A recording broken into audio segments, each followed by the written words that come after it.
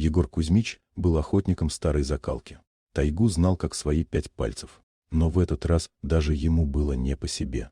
В лесу появился шатун. Медведь, не легший в спячку. Это самое страшное, что может случиться зимой. Голодный, безумный зверь бродил совсем рядом с деревней, и жители боялись выпускать детей на улицу.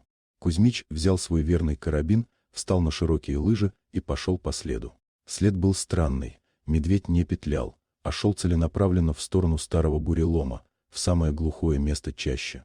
Спустя 3 часа погони Кузьмич загнал зверя в тупик. Медведь забился под корни огромного вывернутого кедра. Охотник снял карабин с предохранителя. Сердце стучало в висках. Он видел в темноте норы горящие желтые глаза. «Ну все, выходи, людоед», – прошептал Кузьмич, прицеливаясь точно между глаз.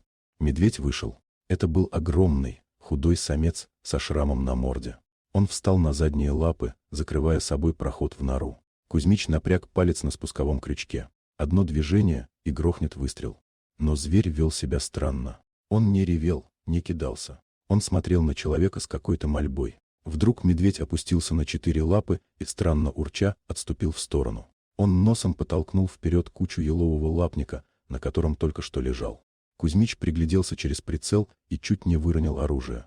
На подстилке из хвои, свернувшись калачиком, лежал маленький мальчик. Это был 7-летний Пашка, сын соседа, который пропал 2 дня назад. Вся деревня сбилась с ног, думая, что мальчишка замерз или попал к волкам. А он лежал здесь, в берлоге самого страшного хищника леса. Медведь нашел замерзающего ребенка в лесу.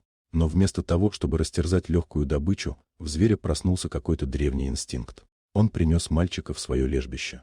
2 суток огромный, голодный хищник грел человеческого детеныша своим горячим мехом, защищая его от смертельного мороза -40.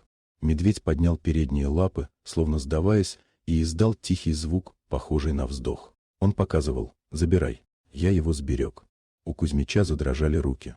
Он медленно опустил ствол. «Прости, хозяин», — хрипло сказал охотник, кланяясь зверю в пояс. Медведь постоял еще секунду, убедился, что человек не опасен для найденыша, развернулся и медленно, с достоинством ушел в чащу, растворяясь в снежной пелене. Кузьмич принес спящего Пашку в деревню на руках. Мальчик был жив и здоров, только очень хотел есть. С тех пор Кузьмич каждый месяц носит в тот бурелом мешок рыбы и сгущенку. Он знает, в тайге у него есть друг, у которого душа чище, чем у многих людей. Дорогие друзья, если вам понравилось видео, поставьте лайк, а также подписывайтесь на канал, где наши авторские истории выходят каждый день.